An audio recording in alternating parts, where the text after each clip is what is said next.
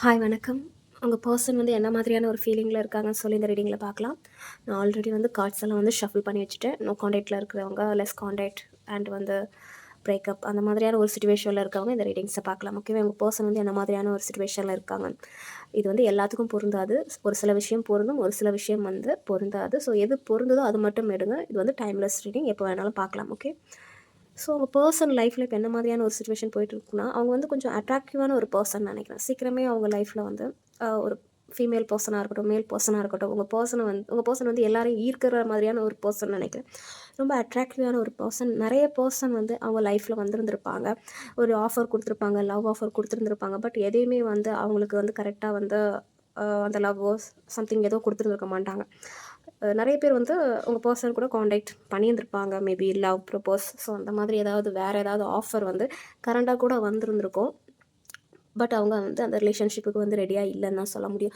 ஏன்னா வந்து அவங்க அந்த சாய்ஸை வந்து அவங்க மதர்கிட்ட கொடுக்குற மாதிரி தெரியுது. இந்த ரிலேஷன்ஷிப் வந்து அவங்க ஃபேமிலி, அடுத்த மேரேஜ், கமிட்மெண்ட் அந்த மாதிரியான அடுத்த கட்ட ஒரு அந்த விஷயத்துக்கு வந்து அவங்க யார்கிட்ட வந்து அந்த கடமையை ஒப்படைக்கிறாங்க அப்படின்னா அவங்க மதர்கிட்ட. ஸோ அவங்க அந்த விஷயத்தெல்லாம் அவங்க மதர்கிட்ட ஒப்படைச்சிக்கிட்டு அவங்க இப்போ அவங்களோட வேலை, ஒர்க் அதில் கான்சென்ட்ரேட் பண்ணுற மாதிரி தெரியுது. அவங்களோட தாட் வந்து கரெக்டாக இருக்குது. அவங்க தாட் வந்து கரெக்டாக இருக்குது. எப்படின்னா அவங்களோட ஃபோக்கஸ் ஃபுல்லாகவே வந்து ஏதோ அந்த மணி சம்திங் அதில் வேகமாக இருக்கிறாங்க. அந்த மணி வைஸ் கெயின் பண்ணுறது, அடுத்த கட்டத்துக்கு கொஞ்சம் ரிச் ஆகணும். ஸோ நிறைய டாமினேட்டிங் கேரக்டரும் இருக்குது உங்கள் பர்சனுக்கு. அண்ட் வந்து கொஞ்சம் என்ன சொல்கிறது, கொஞ்சம் அந்த லவ் அந்த விஷயம் இல்லாமல் கொஞ்சம் வந்து நார்சிசிஸ்ட் பிஹேவியர், ஸோ அந்த மாதிரியான ஒரு பிஹேவியரும் உங்கள் பர்சன்கிட்ட இருக்குது. ஏன்னா நான் நிறைய அந்த விஷயம் பார்க்குறேன். மேபி அவங்கள வந்து எல்லாரும் அந்த மாதிரியான ஒரு பர்சன்னால அவங்க ஈஸியாக வந்து கொஞ்சம் ஈகோத்தனம் இருக்க தானே செய்யும். ஸோ அந்த மாதிரி சம்திங் இருக்க தான் செய்யுது. அவங்களோட ஃபோக்கஸ் எல்லாமே எப்படின்னா மணியை கெயின் பண்ணுறதோ அந்த மாதிரியான ஒரு விஷயத்தில் வந்து கொஞ்சம் ஃபாஸ்ட்டாக இருக்கிறாங்க, எல்லாம் பண்ணுறாங்க. ஆனால் அவங்க எவ்வளோ தான் வந்து அந்த மணி விஷயத்தில் வந்து எல்லா விஷயமும் பண்ணுறதா இருந்தாலுமே வந்து அதில் ஒரு க்ரோத்து வந்து சீக்கிரமே கிடைக்கிற மாதிரி இல்லை. கொஞ்சம் ரொம்பவே வந்து சாரி ரொம்பவே வந்து லேட்டாக கிடைக்கிற மாதிரி தெரியுது.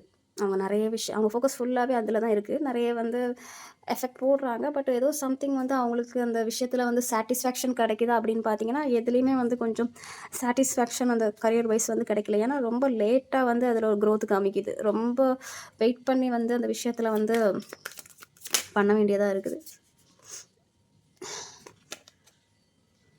ஸோ எனக்கு எந்த ஆக்ஷனும் எடுத்தாலுமே வந்து அவங்களுக்கு வந்து ஒரு நல்ல ஒரு எஃபெக்ட் கிடைக்குதா, அந்த மாதிரி நல்ல ஒரு வருமானம் கிடைக்குதா, அந்த மாதிரி அவங்க கேட்டிங்கன்னா எல்லாமே வந்து அவங்களுக்கு வந்து ஏதோ கொஞ்சம் தடுமாறுற மாதிரி இருக்குது.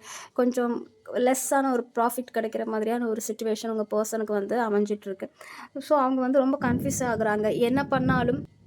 என்ன பண்ணாலும் வந்து க்ரோத் ஆக மாட்டேங்குது அப்படின்னு சொல்லி அவங்க ரொம்ப வந்து ஃபீல் பண்ணியிருந்திருப்பாங்க. மேபி யாராவது ஒரு ரிச் பர்சனோட அவங்களுக்கு யாராவது ஹெல்ப் பண்ணியிருந்திருக்கலாம். எனக்கு அந்த மாதிரி தான் தெரியுது. ஒரு ரிச் பர்சனோட ஹெல்ப்பால், அவங்க அட்வைஸால் மேபி வேறு ஏதாவது தொடங்கி இருந்திருக்கலாம். எனக்கு அந்த மாதிரி தான் தெரியுது. ஒரு ரிச் பர்சன் வந்து ஏதோ அட்வைஸ் பண்ணுற மாதிரி இருக்குது. இல்லை அவங்க ஃபேமிலியில் உள்ள ஒரு பர்சன், அவங்க ஃபாதர் இல்லை சம்திங் யாரோ ஒருத்தங்க வந்து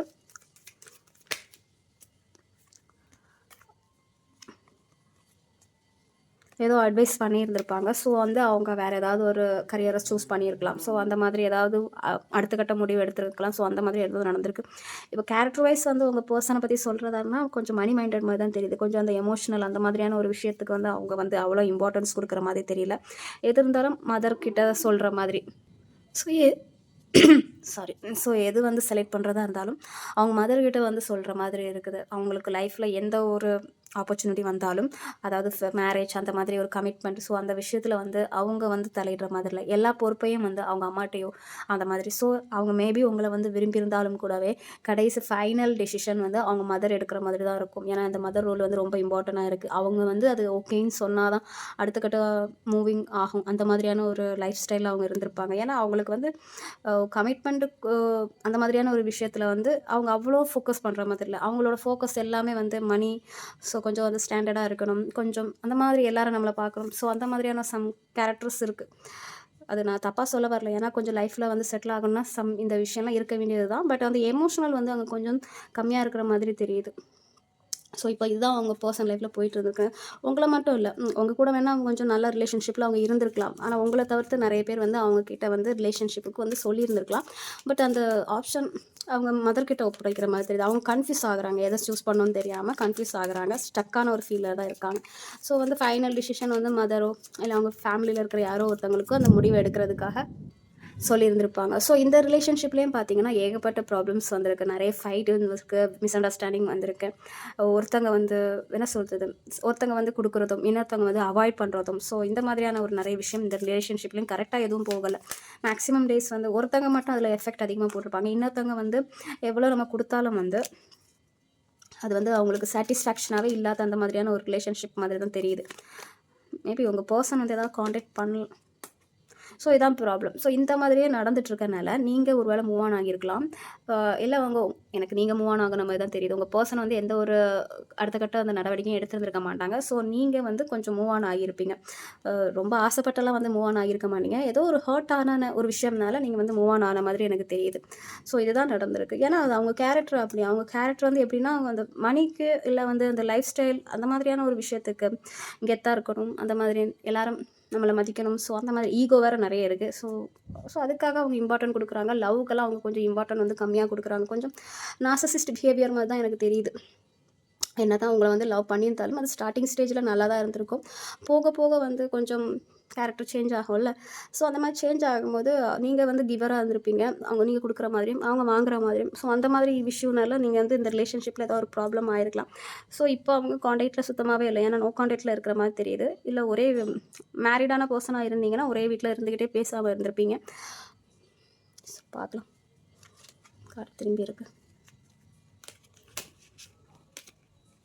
எஸ், நிறைய வந்து இங்கே எமோஷ்னல் வைஸ் நிறைய லாஸ் ஆகிருக்கு. ஸோ வந்து நீங்கள் தான் போதுங்கிற மாதிரியான ஒரு மனநிலைக்கு வந்திருப்பீங்க. இனி நீங்கள் வந்தால் ஓகே, நானாக இனி போக மாட்டேங்கிற மாதிரியான ஒரு மனநிலைக்கு நீங்கள் வந்திருந்திருப்பீங்க. ஏன்னா பிகாஸ் வந்து உங்களை சொல்லி தப்பு கிடையாது. ஏன்னா அவங்க வந்து கொஞ்சம் ரூடாக தான் நடந்துருந்துருப்பாங்க. எனக்கு பார்க்கும்போது அப்படி தான் தெரியுது. கொஞ்சம் டாமினேட்டிங் அதிகமாக இருக்குது.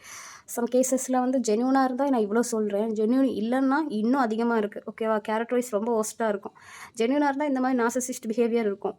ஓகே, அதுவும் இல்லை, கொஞ்சம் கேரக்டர் ஒர்ஸ்ட்னா இருந்தீங்கன்னா வச்சுக்கோங்களேன், நிறைய பேர் கூட காண்டாக்ட் இருக்கும். ஸோ அந்த மாதிரி எனக்கு தெரியுது. நிறைய பேர் கூட ஃபிலிங்ஸ். ஸோ அந்த மாதிரியான ஒரு விஷயம், ஜாலியாக இருக்கிறது, ஸோ யாரையும் வந்து மதிக்காமல் இருக்கிறது, நான் உண்டு, நான் தான் எல்லாத்துக்குமே. ஸோ அந்த மாதிரியான ஒரு கேரக்டர்ஸ் வந்து இருக்குது. ஏன்னா இங்கே 2 பேரும் பார்க்குறீங்க, ஜென்யூனாக இருக்கிறவங்களும் பார்க்குறீங்க, இல்லாதவங்களும் பார்க்குறீங்க. ஸோ அதனால தான் நான் ஸ்பெசிஃபிக்காக சொல்கிறேன். உங்கள் பர்சன் எந்த மாதிரி கேரக்டர்னு உங்களுக்கு தானே தெரியும்.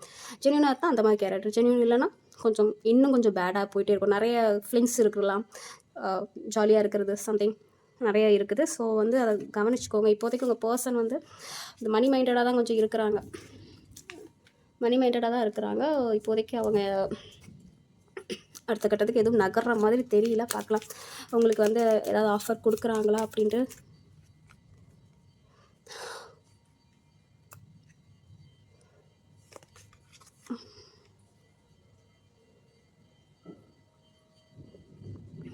நீங்கள் இப்போ வந்து ஆக்சுவலாக நீங்கள் இப்போ வந்து ரொம்ப ப்ரொடெக்ஷன் பண்ணணும்னு நினைக்கிறீங்க. உங்கள் ஃபீலிங்ஸை வந்து ரொம்ப ப்ரொடெக்ட் பண்ணணும்னு நினைக்கிறீங்க. அவங்களாம் வந்து எப்படின்னா அவங்களோட க்ரோத்துக்காக மூவ் ஆன் ஆகிற மாதிரி தெரியுது. இப்போது 2 பேரோட சிச்சுவேஷன் எப்படி இருக்குன்னா இப்படி தான் இருக்குது. நீங்கள் வந்து உங்களோட ஹாப்பினஸ் அந்த மாதிரியான ஒரு விஷயத்துக்கு வந்து இப்போது மேபி ஃபோக்கஸ் பண்ணலாம். இல்லை வந்து உங்களோட ஃப்யூச்சருக்காக, உங்களோட கோல் அச்சீவ்மெண்ட்டுக்காக நீங்கள் இப்போ ஃபோக்கஸ் பண்ணிகிட்ருக்கீங்க. அது என்ன வேணாலும் இருக்கலாம். ஸோ சம் கேசஸ் ஒர்க் விஷயமா இருக்கலாம், இல்லை வேறு ஏதாவது ஒரு கரியர் வைஸ் கூட உங்கள் ஃபோக்கஸை நீங்கள் மாற்றலாம். நீங்கள் சேஞ்ச் பண்ணுறதுக்கான வாய்ப்பு இருக்குது. இந்த ஏற்கனவே ஒரு கரியரில் இருந்தீங்கன்னா இன்னொரு கரியருக்கு போகிறதுக்கான வாய்ப்பு இருக்குது. உங்கள் பர்சன் வந்து ரொம்பவே வந்து அந்த ஃபினான்ஷியல் இதுக்காக ரொம்பவே எஃபெக்ட் போட்ட மாதிரி தெரியுது. ஸோ கொஞ்சம் வந்து அதுக்காக மூவ் ஆன் ஆகுற மாதிரி தெரியுது. ஏன்னா ஸ்டார்டிங்லேயே நான் சொன்னேன்ல, ஓகே மேபி வந்து ஸோ இதுதான் ப்ராப்ளம். ஒருத்தர் வந்து நீங்கள் நிறைய அன்பு கொடுத்துருந்துருக்கீங்க, எஃபெக்ட் இல்லை. ஸோ வந்து அவங்கக்கிட்ட நீங்கள் ஏதோ சண்டை போட்டிருந்துருக்கீங்க. இப்போ அவங்க கண்டுக்காமல் வந்து அந்த பெயின்லேயே போயிருக்கலாம், இல்லை பெயின் இல்லைன்னா அப்படியே போயிருந்துருக்கலாம். ஸோ அந்த மாதிரி என்ன விஷயம் இருந்த மாதிரி தெரியுது. உங்களுக்கு மேபி உங்களுக்கு ஒரு டவுட்டும் இருக்கும். ஒரு வேளை உங்கள் பர்சன் வந்து மறுபடியும் யார் கூடயாச்சும் கமிட் ஆகிட்டாங்களாங்கிற மாதிரியான ஒரு வேதனையும் கூட உங்களுக்கு இருக்கும். எனக்கு பார்க்கும்போது அப்படி தான் தெரியுது. ஏன்னா நீங்கள் வந்து ஏதோ ஒரு கோவத்தால் நீங்கள் அவங்கள வந்து ஏதாவது திட்டி இருந்திருப்பீங்க. ஸோ இப்போ வந்து அவங்க உங்களை கண்டுக்காமல் பழைய விஷயத்துலேருந்து மூவ் ஆனி போயிருப்பாங்களோங்கிற ஒரு டவுட்டு உங்களுக்கு இருக்குது. இருக்கலாம். பட் அவங்களோட தாட் எல்லாமே வந்து மணி அண்ட் ஜாலி, ஃப்ரெண்ட்ஸ் கூட ஜாலியாக இருக்கிறது, இல்லை மணி மைண்டட் அந்த மாதிரியான ஒரு விஷயம் போயிட்டுருக்கு. பார்க்கலாம் நீங்கள் வெயிட் பண்ணலாமா வேணாமா அப்படின்னு சொல்லிட்டு பார்க்கலாம்.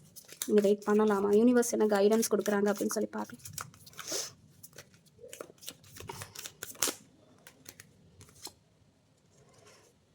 சம்திங் தேர்ட் பர்சன் இன்வால்மெண்ட் இருக்கலாம். ஸோ உங்கள் ரிலேஷன்ஷிப்பில் ரீயூனியன் நடக்கிறதா இருந்தால் இருக்கலாம். பட் கொஞ்சம் அலர்ட்டாக இருங்க. நான் வந்து அடிக்கடி வந்து தேர்ட் பார்ட்டியோட விஷயத்த பார்க்குற மாதிரி தெரியுது. ஸோ தேர்ட் பார்ட்டி இருந்தாங்கன்னா கொஞ்சம் அலர்ட்டாக இருங்க. இல்லைன்னா வந்து உங்கள் பர்சன் வந்து உங்களை காண்டாக்ட் பண்ணுவாங்களான்னு கேட்டிங்கன்னா இல்லை நிறைய எனக்கு அப்படி தான் தெரியுது. சம்திங் ஏதோ சீக்ரெட்ஸ் இருக்கிற மாதிரி தெரியுது. ஸோ கொஞ்சம் அலர்ட்டாக இருங்க. ஒரு சில கேசஸ்க்கு வந்து உங்ககிட்ட வருவாங்க. நிறைய பேர்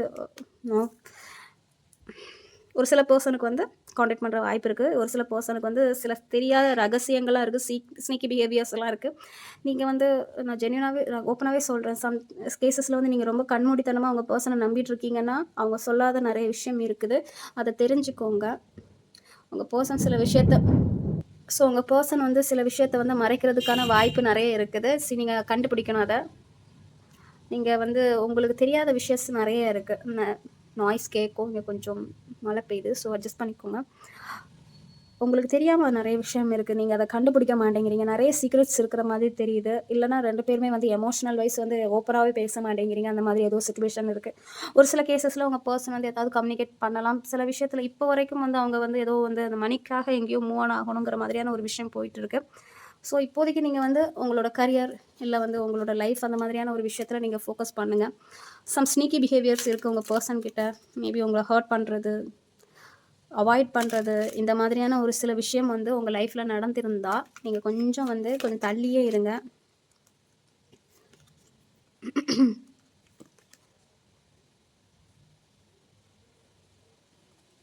மோஸ்ட்லி இப்போ வந்து நீங்கள் ஹீல் பண்ணிக்கோங்க. ஏதாவது வந்து உங்கள் பர்சன்கிட்ட போய் பேசணும் அந்த மாதிரியான இப்போ வந்து உங்கள் பர்சன்கிட்ட வந்து பேசணும் அந்த மாதிரி எதுவும் நினைக்காதீங்க. ஃபஸ்ட்டு வந்து எல்லாமே சரியாகட்டும். ஸோ ஏதாவது ஒரு மாற்றம் நடக்கும். இந்த சம் கேசஸில் இந்த மேரேஜ் எப்படி பண்ணலாங்கிற மாதிரியான ஒரு விஷயம் போயிட்டு இருக்குது. பட் ஏதோ சம்திங் தடங்களாக இருக்குது. ஏதாவது ஒரு கேஸ்ட் ப்ராப்ளமோ இல்லை வந்து சம்திங் ஏதாவது ஒரு சீக்ரெட்டோ ஏதாவது ஒரு கன்ஃபியூஷனோ கண்டிப்பாக இருக்கும். மேபி ஒரு சில கேசஸில் வந்து சம் ரிச்சுவல்ஸ், ஸோ அந்த மாதிரியான ஒரு விஷயம் கூட இருக்கும். ஸோ பட் ஒரு சிலருக்கு கமிட்மெண்ட் கொடுக்கறதுக்கான ஒரு வாய்ப்பு இருக்குது. நல்ல ஜென்யூனான ஒரு அந்த மாதிரியான ஒரு விஷயத்துக்கு வந்து இருக்குது. இப்போது வந்து நீங்கள் கொஞ்சம் ஸ்ட்ராங்காக இருக்கணும். இப்போ இது உங்களுக்கான கைடன்ஸ் தான். கொஞ்சம் கன்ஃப்யூஸாக இருக்கிறதா இருந்தீங்கன்னா ஒரு கவுன்சிலிங் போய்க்கோங்க. இல்லை வந்து யார்ட்டையா வந்து ஒரு கவுன்சிலிங் கேட்டுக்கோங்க. டேரோட் ரீடர் ஏதாவது ஒருத்தவங்க கிட்ட வந்து ஒரு கவுன்சிலிங் கேட்டுக்கிட்டு ஏதாவது கொஞ்சம் ஸ்ட்ராங் ஆகிட்டு உங்களோட ஃபினான்ஷியலை வந்து அந்த மாதிரியான ஒரு விஷயத்தை நீங்கள் ஃபோக்கஸ் பண்ண ஆரம்பிங்க. ஏன்னா இங்கே யாரோ ஒருத்தவங்க ரொம்ப கன்ஃப்யூஸான ஒரு மனநிலையில் இருக்கிற மாதிரி தெரியுது. கன்ஃப்யூஸ் மட்டும் நான் சொல்ல மாட்டேன். ரொம்ப வந்து ஒரு கன்ஃப்யூஸு, கோவம், ஒரு என்ன பண்ணுறது, அழுக, ஸோ சம்திங் ஏதோ ஒன்று 3ம் கலந்த மாதிரியான ஒரு எனர்ஜி தெரியுது. ஸோ நீங்கள் இப்போ வந்து யார்ட்டையாவது ஒருத்தவங்க கிட்ட ஒரு கவுன்சிலிங் போகிறதாவது போய் உங்களை நீங்கள் ஃபஸ்ட்டு ரெடி பண்ணுங்கள். கொஞ்சம் என்ன சொல்கிறது, கொஞ்சம் வந்து ஸ்ட்ரென்த் பண்ணுங்கள். பண்ணிவிட்டு உங்களோட கரியரை சம்திங் அதில் ஃபோக்கஸ் பண்ணுங்கள். ஓகேவா? உங்கள் பர்சன் வந்து ஒரு வேளை வந்து வரலாம். ஓகே, வரலாம். பார்த்தீங்களா, வரலாம். But careful. ஓகே, அது உங்கள் பர்சனை பொறுத்து. ஜென்யூனாக இருந்தால் நம்புங்க. பட் ஒரு சான்சஸ் இருக்க தான் செய்யுது. ஜென்யூனாக தான் நம்புங்க. இல்லைனா சம் கேசஸில் தேர்ட் பார்ட்டி இருந்தால் அப்படியே ஓடிடுங்க.